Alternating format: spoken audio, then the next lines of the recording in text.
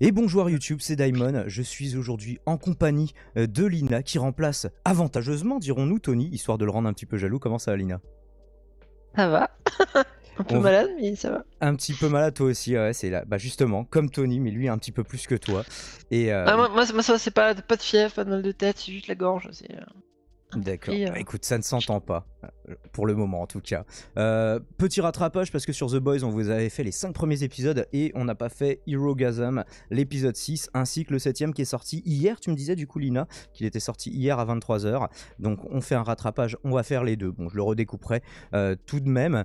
Un épisode, comme son nom l'indique, où on s'attendait à pas mal d'excentricité. On n'a pas été déçus globalement sur l'épisode 6, Lina. Ah non, putain. En plus, on a revu l'espèce de pénisman là qui est. Pénis. Ah oui. Ouais, tu sais, le mec avec une bite qui fait. Je ne sais pas en quoi ça constitue un pouvoir. Pour moi, c'est plus un handicap qu'autre chose, mais Bah, il a intérêt. J'espère qu'il a aussi le pouvoir, comme beaucoup de super-héros, tu vois, d'être super résistant aux coups et aux coups de couteau. alors normalement, j'ai vérifié sur les wikis. De base, ils ont tous une résistance et une force légèrement supérieure à la normale. Même The Deep, en fait, il a une force supérieure à la normale. Pas de beaucoup, mais logiquement, ouais. Et de toute Ah, façon, tu le vois bien aussi parce que tu vois quand lui il prend du V oui, c'est ce que du j'allais dire. V il se prend des droites Il de s'est la part pris, du protecteur il s'est du pris truc et ça lui ouais, fait une rien. baffe de Soldier Boy aussi. Et bon, bah, ça l'a mis par terre. Mais bon, ouais, on en reparlera à l'épisode 7. Et dans l'épisode au début de l'épisode 6, du coup, on a une scène avec justement Homelander qui va parler à Black Noir. Et cette île nous fait un petit coucou, comme à chaque fois qu'elle sait que je lance une émission en live ou en différé. Et on a Black Noir en fait qui prend peur. On l'avait jamais vu vraiment avoir peur, d'autant que le mec ne ressent pas la douleur. Et Ah ouais, parce que le mec Black Noir c'est l'archétype du mec impassible, limite t'as l'impression que c'est un psychopathe qui alors, ressent rien, en qui. fait, non, parce qu'il est montré qu'il est vachement sensible. Au moment, dans une saison précédente, quand il apprend pour le V, pour l'origine de Hmm. leur pouvoir, le mec chiale quand même. Donc, et ça nous sera confirmé sa sensibilité dans le prochain épisode. Alors là, par contre, peur, ça, on n'avait pas vu encore.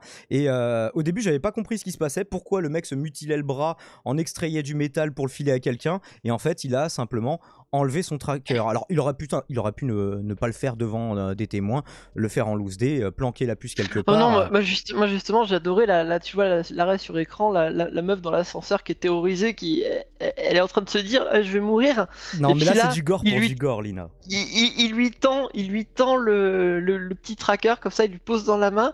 Là, elle regarde, elle est terrorisée, elle dit merci. On sait Non, pas moi trop j'adorais comment ça. réagir dans ces moments-là, faut dire. Hein, Bah oui, parce que Black Noir, en fait, nous on sait des trucs sur lui, mais que la plupart des gens ils le voient, il est terrorisant, ouais, Black Noir il pour reste le commun des mystérieux. mortels. Donc c'est. Ouais, puis alors t'as vu un espèce de fusil de Chekhov aussi à ce niveau-là, au niveau de leur tracker. Je sais pas si c'était pas juste avant l'épisode Déjà, j'avais ou une l'épisode question. d'avant. Est-ce qu'ils en ont Ils en parlaient. tous Est-ce qu'ils en ont Ouais, ouais, tous des puces GPS? ils ont tous un tracker comme ça. Mais tous ceux de Vault ou tous ceux qui ont des pouvoirs, même bidon? Non, tous ceux de Volt, hein. D'accord. Les 7 en fait. Ah, juste les sets, d'accord. Mais alors ça, c'est expliqué il le disait dans la saison 1 en fait que ça servait parce tu vois à un moment Stella quand elle les rejoint, il lui implante le sien et il t'explique que voilà c'est pas pour la traquer mais que c'est pour sa sécurité. Hmm. Alors, on va faire semblant de ne pas avoir vu l'épisode 7 pour l'instant. Il y a un moment, Soldier Boy qui est en négociation avec Butcher, comme on le voit ici, où il lui dit bon, bah, on t'aide à descendre ton ancienne team. Par contre, toi, il faut que tu nous aides à dézinguer Homelander, le protecteur. Et je suis pas du tout certain qu'il puisse buter Homelander tout seul, à part peut-être en annulant ses pouvoirs, vu qu'il a le pouvoir de. Il a une sorte de rayon nullifiant qu'il a utilisé sur Kimiko dans l'épisode précédent, dans l'épisode 5. Bah, en fait, t'as l'impression que si les Russes, ils ont fait des espèces d'expériences dessus et il a acquis cette nouvelle Mm. capacité de pouvoir. C'est pas juste qu'il nullifie, il enlève carrément le composé V visiblement De l'organisme, carrément, ouais. de l'organisme parce que tu vois, Yumiko, pendant le. Merde, c'est pendant le Hérogasme ou avant qu'elle. Ah non, bah non, c'est pendant qu'ils sont en Russie qu'ils le libèrent. Ouais, c'est Elle ça. se fait toucher Quand il de était dans plein sa fouet par cuve. son rayon, elle est blessée et après Alors, elle a plus c'était de pour pouvoir. protéger Serge, le français. Ouais. précisément. On n'est pas en live. Et après ça, puis Et nous ne sommes pas en live, Aurélien, non. Et j'avais une question à te poser, moi, Lina. À ton avis, est-ce que si Soldier Boy il balance son rayon nullifiant à quelqu'un qui a des pouvoirs qui ne viennent pas du V, par exemple Ryan, on sait que les fils de super, les enfants, héritent naturellement de pouvoirs sans avoir besoin d'être drogués au V pendant leur enfance. Du coup, est-ce que le rayon nullifiant il fonctionnerait sur Ryan? Bah après, si c'est du coup le fait que ce soit un enfant né de super-héros, peut-être que c'est inscrit directement dans ses gènes, donc là ça marcherait pas. Mais si au final c'est juste, tu vois, c'est au même titre que le V, tu vois, je sais pas, peut-être qu'il remplace. C'est comme les globules blancs, les trucs comme ça, donc il est peut-être encore présent en fait dans l'organisme, c'est juste qu'il se multiplie peut-être comme un virus. Et là, du coup, s'il est encore présent, bah je suppose que ouais, ça marcherait aussi. Ah, je sais pas si c'est.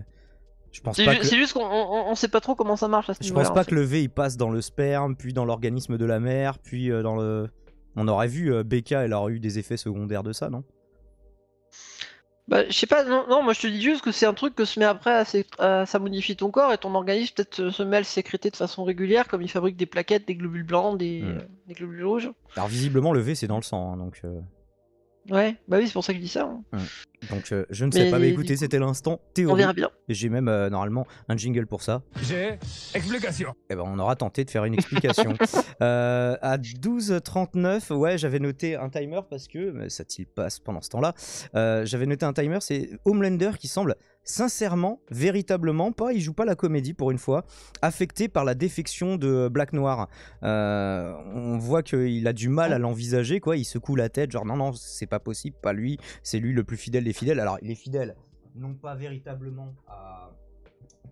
Et c'est-il qui fait tomber des choses, justement, non pas véritablement à Homelander lui-même, mais Homelander incarne Vought et il est fidèle à l'entreprise, normalement, jusqu'au bout. Et alors, cette peur, elle est contagieuse à Homelander, parce qu'il va faire une sorte de monologue derrière, devant un miroir, où en fait, il s'adresse à lui-même, à son alter ego. Ah, j'ai réussi à retrouver un bon arrêt sur image. Et en fait, c'est son alter ego dans le miroir, qui est le Homelander qu'on connaît, mais lui, c'est un petit garçon terrifié, en fait. Ouais. Et est-ce que tu as été surprise de ça? On avait déjà eu des indices. Hein, non, parce que on le sent venir déjà depuis un moment, tu vois, genre l'espèce de besoin de maternel qu'il a là, avec son fétiche ouais. de boire du lait directement ça. à la source chez les femmes. Il y a plein de trucs qui sont venus comme ça, et dans le dernier épisode, justement, c'est encore plus confirmé. On avait déjà vu de la vulnérabilité inattendue de la part de ce personnage qui semble sans aspérité a priori. Et ça a l'air de faire un moment qu'il se parle à une autre version de lui-même, là, comme celle du miroir, depuis l'enfance au moins.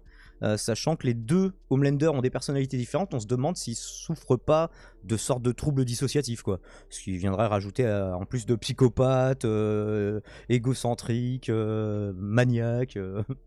Ouais, ou après c'est peut-être aussi pour le scénariste une façon d'imager le fait d'un monologue intérieur en fait.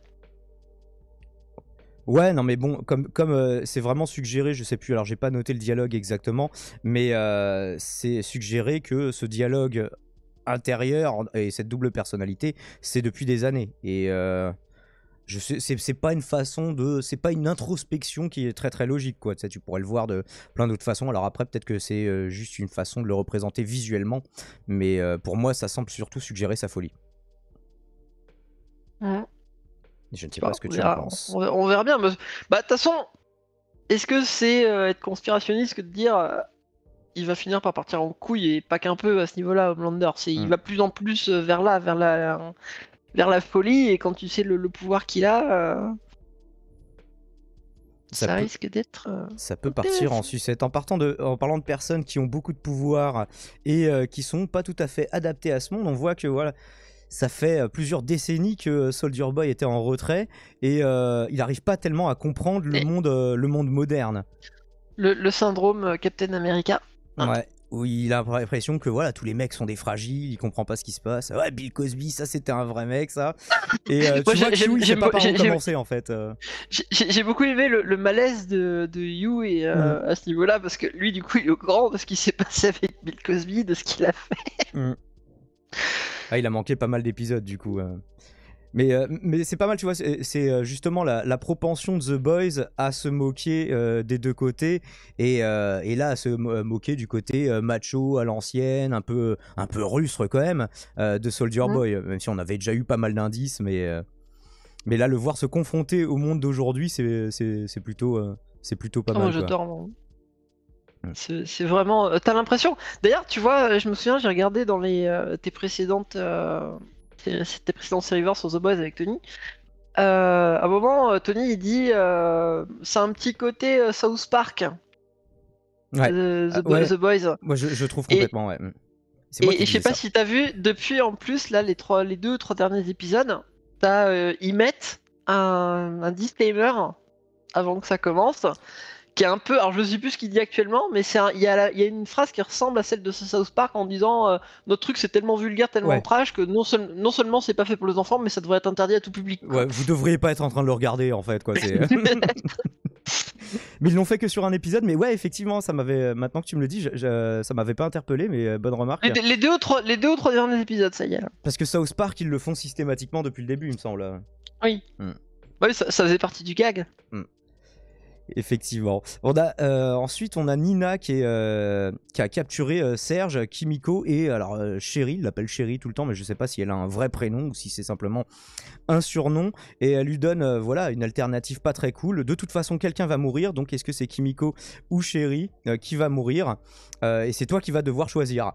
Et alors, même sans pouvoir, j'ai même un moment cru que Kimiko avait retrouvé ses pouvoirs. Elle va réussir à retourner la situation, buter tout le monde, et à part Nina qui va prendre la fuite. Et justement, elle va avoir une remarque qui est très intéressante, c'est toutes ces années, j'ai pensé que je détestais mes pouvoirs parce que je pensais qu'ils me rendaient monstrueuse, mais en fait, même sans pouvoir, le monstre, c'est moi. Et ça, je trouve que c'est pas mal. C'est une série qui va souvent dans l'outrance, mais elle est capable d'avoir des réflexions un peu profondes de temps en temps.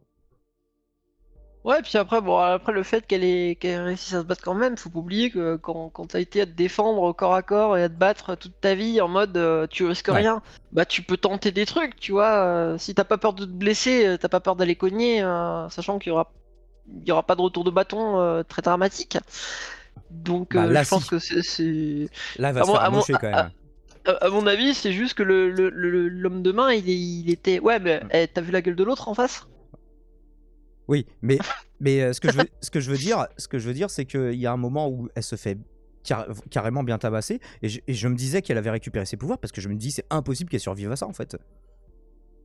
Donc à un moment elle se protège avec un cadavre, mais je crois qu'il tire dans le cadavre et tout, et il vide son chargeur dedans. Je me dis il y a bien une balle qui va la toucher. Petit instant film versus vie réelle. Ça, les enfants, dans la vraie vie, ça ne marche pas. Oui, mais une balle standard. Surtout quand tu tires. Alors ça peut rester logé dans le corps, mais la plupart du temps ça ressort, ouais. Bah ça restera logé dans le corps si ça touche une côte, mais si ça passe entre les côtes, ça va traverser tout simplement. Et puis t'as pas besoin de munitions extrêmement puissantes pour ça, hein, parce que si t'esquives les côtes, c'est tout mou à côté. Donc. Et on voit quand même qu'elle est quand même vraiment bien blessée. Elle a tout le ventre qui est en sang, donc remarque, ça suggère que elle s'est quand même pris une balle. Hein. Non. C'est là qu'elle avait été blessée, elle avait pris une barre de fer. Ah oui, c'est vrai, ouais. Et ouais, la du coup, le mec lui tapait dedans. Effectivement. Ça devait pas faire du bien non plus, tu me dis. Ça devait pas être super plaisant, mais t'as pas été étonné qu'elle arrive à retourner toute la situation sans pouvoir? Bah non, parce que moi ce que j'ai essayé de te dire tout à l'heure, c'est ok, elle avait une force, une résistance surhumaine, mais en fait c'est une pro du close combat de base. En fait, ça, elle l'a pas oublié, la mémoire musculaire à ce niveau-là. D'accord. Bon, en tout cas, moi je le vois comme ça. En tout cas. Scène qui est d'autant plus impressionnante, je trouve. Et on arrive enfin au Herogasm, c'est-à-dire cette partouze de super, un peu de seconde et de troisième zone, j'ai l'impression. Notamment, l'homme avec sa bite qui traîne partout, là. Et qui se réunissent dans un manoir pour baiser une fois par an, visiblement, depuis quelques dizaines d'années. Et en parlant, on en discutait tout à l'heure en off. Moi j'espère que le mec avec sa bite de 3 mètres de long, là, tu disais qu'apparemment c'était le cas, que tous les mecs qui avaient absorbé du composé V, ils avaient un peu une résistance accrue. Mais t'imagines, le mec il va se fighter contre Black Noir. Il utilise des sabres et des couteaux, Black Noir, quoi. Ouais, donc, il va se faire un plaisir de faire des sashimi, ouais, c'est... Tu te rappelles dans la saison 1, cet épisode là où il passe, ça passe à travers une vitre dans l'hôpital, là, puis il étrangle Butcher ou la crème, je sais plus. Là, je me souviens plus, non. Les premières saisons, ça remonte un petit Lui, peu pour moi. lui, c'est pas la première fois qu'on le voit, lui. Et du coup, dans ce Herogasm, alors j'ai pas compris si c'était pour le faire chanter que Annie prenait une photo, mais on a évidemment un classique, The Beep, The Deep qui se fait, The Beep parce qu'il faut le censurer, qui se fait sucer par un poulpe. Voilà. On savait qu'il avait une relation très privilégiée avec les animaux marins, mais à ce point-là, ça je ne savais pas. Alors, faut savoir que alors ça, parce que bon, sur Nangag aime beaucoup The Boys, hein. Ça en parle beaucoup de chaque épisode, tu vois, comme ça. En particulier ce genre de scène. J'ai appris des trucs, tu vois, qui m'ont laissé une cicatrice dans la tête, là, Ah. que je pourrais plus jamais enlever et je préférais. Parce que, en gros, toi, t'as des mecs qui parlaient mais qui arrête? Ils parlaient du fait que un poulpe, ok, ça a pas de squelette et tout. Par contre, ça a un bec qui est capable de te déchiqueter, quoi. Donc les mecs disaient, ouais, c'est super dangereux ce qu'il fait. Et là, il y a un gars qui balance un article où des mecs expliquent que, en fait, tu peux retirer. Il y en a, ils ont des poulpes en captivité, comme ça, en animal de compagnie, et ils leur retirent le bec et ils les nourrissent eux-mêmes avec de la nourriture spéciale à la main, tu vois, pour pouvoir les manipuler sans être blessés. C'est un peu cruel quand même de les mutiler. Voilà, et du coup, le mec il met maintenant, je vous laisse deviner comment il se fait sucer comme ça. Oh Mais ceci dit, il a pas besoin de ça, Deep, puisqu'il communique avec son poulpe, et on verra dans l'épisode d'après que alors c'est une femelle et qu'elle est très amoureuse de lui, donc elle veut pas lui faire de mal. Ah mais non, je sais bien, mais bon, ça change rien que maintenant n'importe quel je mec suis au qui se fait courant qu'il y a sucer, déjà... il a quand même le risque de se faire mordre. Oui, bon, mais ça n'arrive pas. Il y a un truc, tu vois, qui est un peu... alors c'est pas la règle 34, mais il y en a une autre qui dit si t'as pensé à un truc chelou sexuellement, il y en a sûrement qui l'ont déjà fait. Oui, oui, et ça existe déjà sur internet, enfin, tout sujet auquel tu penses, des gens en ont fait du porno. Donc voilà, le Deep, lui, c'est les poulpes, hein, c'est globalement... On s'étonne presque qu'il ait essayé de se faire sucer par Annie dans le premier épisode, hein, du coup, parce que limite, on verra dans le prochain épisode que les humains, bon, pourquoi pas, mais ce qui le fait triper, c'est quand même plutôt ces animaux qui vivent dans l'océan, sous l'océan. On regarde plus la petite sirène, pareil, depuis The Boys. Alors dans la saison 1, il y avait des trucs chelous avec un dauphin aussi. Alors, je me souvenais plus qu'il voulait faire des trucs sexuels avec. Il sait pas qu'il le faisait, mais il y a un moment où il regarde un dauphin et tu sais, il y a un échange de regards qui en dit long en fait. C'est les dauphins en plus, c'est des pervers, hein, donc on le sait. Ouais. Ça c'est pareil sur Manga que j'ai appris. Il y a 14 êtres humains qui se font violer par des dauphins en moyenne chaque année.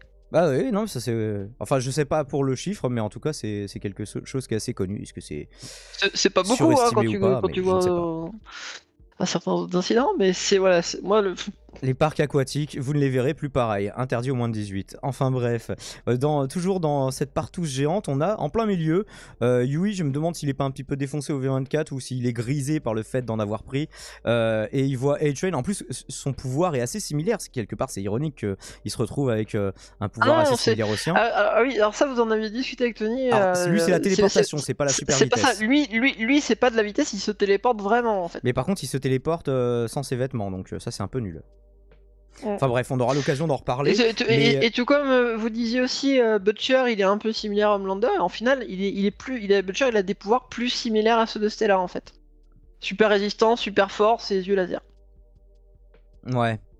Après, ouais, il a l'air. C'est un petit peu la panoplie de base. C'est super force, super vitesse, super endurance. Ils l'ont tous plus ou moins. Et c'est pareil pour Homelander, sauf qu'il l'a un peu plus que les autres, quoi. Mais les rayons laser dans les yeux, on verra dans cet épisode que ils sont assez similaires. Alors là, juste, je voulais m'arrêter là-dessus, c'est quand même Yui qui décide de chercher la merde à A-Train, parce qu'il le croise, en fait, lui, il est venu sur les ordres de Homelander, et en fait, il se dit, tiens, tu te souviens le truc qui s'est passé, épisode 1, saison 1, viens, on s'explique maintenant. Dans l'épisode 6 de la saison 3, tu t'es jamais excusé pour Robin de l'avoir broyé comme ça. Et de façon assez surprenante, moi je pensais qu'il y aurait baston, hein, parce que A-Train, bon, il se laisse pas trop parler comme ça normalement, et il a aucune idée du fait que Yui a des pouvoirs à ce moment-là. Et en fait, il va s'excuser contre toute attente. On voit qu'il essaye d'avoir un changement à A-Train, qu'il essaye d'être plus que voilà un mec famous, mais en fait qui a l'air d'être un peu une merde humainement et qu'il essaie de devenir moins une merde. Et du coup, il s'excuse sincèrement. En tout cas, il a l'air. C'est dans la suite logique du quand il est à. Il y a eu le truc avec Blue Hawk. Ouais. Il y a son frère qui en a pâti, et puis lui il voyait que sa communauté, parce que l'autre était un peu un sale con raciste. Tu sens que ça le fait réfléchir à ce niveau-là. Et on aura l'occasion aussi très bientôt de reparler de Blue Hawk. On a Yui qui va retrouver Annie dans la partouze, et puis il va l'exfiltrer, c'est-à-dire qu'ils vont se téléporter tous les deux. Et quand il téléporte une personne, il la téléporte à poil aussi. Donc, j'adore, c'est trop bien. En fait, j'ai l'impression que le running gag dans cette saison, c'est de mettre Yui à poil littéralement tout le temps. Parce que rappelle-toi, avant même cet épisode, quand ils vont libérer Soldier Boy, il est à poil. Enfin, dans tous les épisodes, il est à poil maintenant. Moi je trouve, je vois ça comme une pirouette un peu scénaristique, histoire de dire bon, t'as un pouvoir cheaté, par contre on te met un super défaut à côté pour pas que tu l'utilises tout le temps en mode. Que t'en abuses, ouais. Ouais. Du coup, on verra dans le prochain épisode qu'après il s'organise, qu'il prépare des sacs de vêtements à l'avance et tout. Enfin bref. Mais donc, félicitations Yui, tu es devenu un super exhibitionniste. Bon je sais pas si on pouvait rêver mieux pour lui, mais c'est comme ça que ça se passe.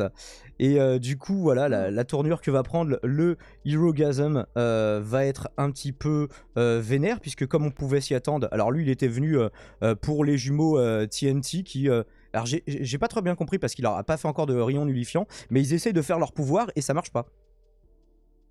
Les deux jumeaux. Il a l'air bien pourri leur pouvoir en même temps. Hein. Ouais, déjà ils ont besoin d'être tous les deux. Ils ont besoin de se tenir la main comme on le voit. Et en plus ils peuvent pas se saquer, donc c'est quand même un petit peu compliqué. Et je sais pas, il va y avoir une sorte d'étincelle. Donc c'est pas que leur pouvoir ne marche pas du tout. Peut-être que ça fait des années qu'ils l'ont pas fait, que c'est ce qu'ils expliquent. Et alors par contre on voit quand même les détails. On voit les détails des tendons des doigts avec la lumière et tout. Donc ils se sont fait un petit peu chier.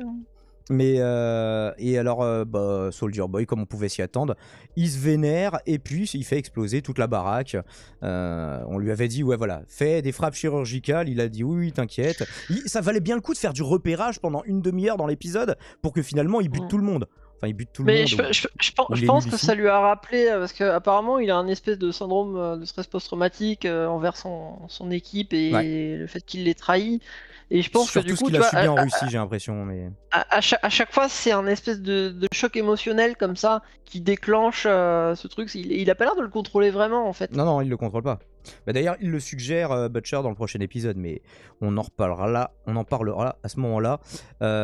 Et du coup, puisqu'on parlait tout à l'heure de Blue Hawk, c'est le tour de A-Train finalement de régler ses comptes avec Blue Hawk à l'occasion de cette Herogasm. Et il va le faire avec la façon. D'ailleurs, Blue Hawk qui est bizarrement traduit par Grand Condor. Pourquoi ils l'ont pas traduit par Condor bleu à la limite? Et en français, il s'appelle Blue Hawk. Ils traduisent pas à part ceux qui feraient un peu chelou, tu vois, genre The Deep. The Deep, ils l'ont traduit. C'est pas The Deep, hein, c'est l'homme poisson. Ouais. Non, je parle juste des sous-titres en tout cas parce que moi je le regarde en VOST et en VOST ils traduisent dans les sous-titres en Grand Condor, donc j'ai trouvé ça un peu chelou. Et bref, il va l'attraper et le traîner par terre avec sa super vitesse jusqu'à en faire globalement de la pâté pour chat, hein, mais ça déclenche à nouveau son problème cardiaque et voilà, il va tomber dans les pommes juste après. Pas face contre terre, mais en tout cas sur le bitume. Oui, j'avoue que moi, tu vois, on parlait tout à l'heure de A-Train qui commence à ouvrir les yeux et à se racheter une conscience sur à être déçu de son comportement, comme j'aime bien dire. Oui. Je m'attendais à ce que on en reviendra parce que là on arrive un peu à la fin de l'épisode, mais je m'attendais à ce que ce soit la fin en fait, tu vois, de A-Train. C'est genre. Bon voilà, c'est comme ça qu'il meurt.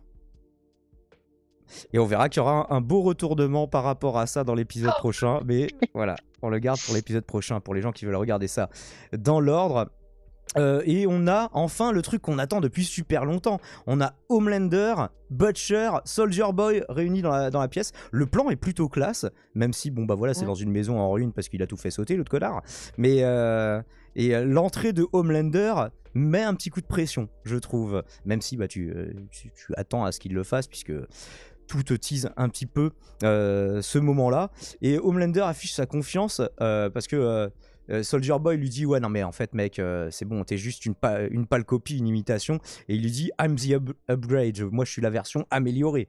Et quelque part ouais il va surclasser Soldier Boy un petit peu sur tous les plans quand ils vont se battre. Ouais, puis surtout qu'en plus, par contre, il arrive confiant, surtout parce qu'il se dit, bah, Yui et Butcher, c'est des gens normaux, quoi, donc Oui. il y a le côté un peu surprise. Ah bah là ouais il va avoir une petite surprise effectivement face à quand il voit que Butcher lui balance son propre pouvoir dans la gueule. En fait il lui balance des rayons et il va dire mais what the fuck. Oui. Ah, puis j'aime beaucoup, il y a un passage, tu vois, bon, bien versus fin entre guillemets, mais tu sais, quand les deux rayons, Ouais on va le faire. Ils s'entrechoquent en essayant de... Attends je vais te retrouver le passage. Voilà. Le côté Harry Potter, quoi. C'est ça. Harry Potter Voldemort. Et bah moi je trouve que c'est carrément Dragon Ball Z là à ce moment-là. C'est une bataille de Kamehameha avec en plus un des deux qui vole et tout. Moi je vois du Goku contre Freezer là. Il est classe. Puis t'as vu en plus il y a le côté la colorimétrie est géniale là je trouve dans ce elle est plan un peu trop orangée, tu vois. On va comparer au seul truc qui est bien dans Obi-Wan, puisqu'on a parlé d'Obi-Wan, c'était le côté les sabres qui sont la seule source d'éclairage, et là tout est orangé comme si c'était non, c'est orange du côté de Butcher et c'est rouge du côté de Homelander. Ouais, mais si tu regardes en fait même du côté de Homelander, à part le coin supérieur droit qui est un petit peu rouge, sinon tout le reste de la pièce est orangé. Donc un petit peu comme si c'était l'aura de Butcher qui prenait le dessus, même si on voit que en fait aucun des deux n'arrive à avoir l'avantage dans cette bataille de regard en fait littéralement. Je pense qu'on peut le dire comme ça. Mais alors ce que j'ai pas compris c'est pourquoi Soldier Boy à ce moment-là il a pas utilisé son putain de rayon nullifiant, parce que ça il le contrôle pas non plus. Tout faire péter on a compris qu'il le contrôle pas, mais le rayon nullifiant canalisé comme il l'a fait sur Kimiko, est-ce qu'il pourrait pas est-ce que ce serait pas le bon moment avec Homelander dans le coin? Je sais pas. J'ai pas l'impression moi qu'il le contrôle hein, parce que même quand on va dire en Russie, bah il sortait de son espèce de truc de stase, c'était un peu je sais pas, il était un peu perdu, tu vois, il était pas vraiment en pleine possession de ses moyens. Ouais. Effectivement, on a l'impression que c'est presque un truc qui a jailli de lui, mais voilà, sans qu'il le contrôle tout à fait. Du coup, ouais, s'il contrôle pas son rayon nullifiant, c'est un petit peu dommage. Alors après, est-ce que les Russes ils ont fait exprès de lui filer un truc comme ça? Est-ce que c'est vraiment un accident? On sait pas. Je sais pas. On sait. Ça, on en parlera au prochain épisode du coup. Ça se un peu. Alors on a Yui qui arrive en renfort, bon toujours à poil hein, du coup, parce que c'est son signature move en fait, et du coup c'est du 3 contre 1. Mais comme je l'avais prévu, Homelander, parce que ça je l'ai dit dès le début de la saison, hein, quand on a chroniqué le truc, j'ai dit Homelander il peut pas vraiment être en danger parce que lui il sait voler contrairement à Soldier Boy. Donc au pire des cas il peut s'enfuir, et c'est ce qu'il va faire. Parce qu'aucun des trois n'a la capacité de voler. Bon, lui il se téléporte, peut-être il aurait pu tenter un truc, oui, mais bon, ça aurait été un aller simple à mon avis. Et c'est quand même pas rien de contraindre Homelander à fuir, mais par contre ils ont perdu l'avantage de la surprise là.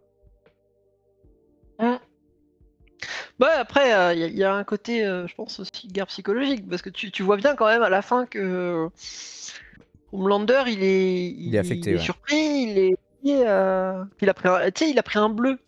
Ouais, bah justement, ils lui diront dans l'épisode d'après, mais elle va flamber avec ça. Et j'avais un dernier timer, c'est Starlight qui, donc Annie, qui révèle publiquement ce qu'elle pense de Homelander en direct sur TikTok. Enfin, je crois que c'est TikTok, mais Instagram. C'est Instagram, d'accord, j'en sais rien. Je suis nul. Je suis sur aucun des deux. Et donc qui va tout lâcher sur Vought, sur le Protecteur, sur les autres héros, et qui va donner sa démission en direct quelque part. Publiquement. Et alors là on se demande les répercussions que ça aura, parce que Homelander avait dit ouais non mais si tu la joues pas comme je t'ai dit, Yui j'en fais de la pâtée comme ton ex-copain quoi. Et on Du sait coup, qu'il bah, n'hésitera pas. c'est développé dans la suite aussi, ça. Ce sera développé dans la suite, Là, effectivement. sur le coup, t'arrives à la fin de l'épisode, il y a ça, tu te dis. C'est vrai que moi je me suis dit, putain, j'aimerais pas être à la place de Yui, quoi. Eh ben, on verra dans le prochain épisode comment ça se passe pour eux. Merci d'avoir suivi cette capsule. Et on se retrouve dans une seconde, on se téléporte dans le futur pour l'épisode 7.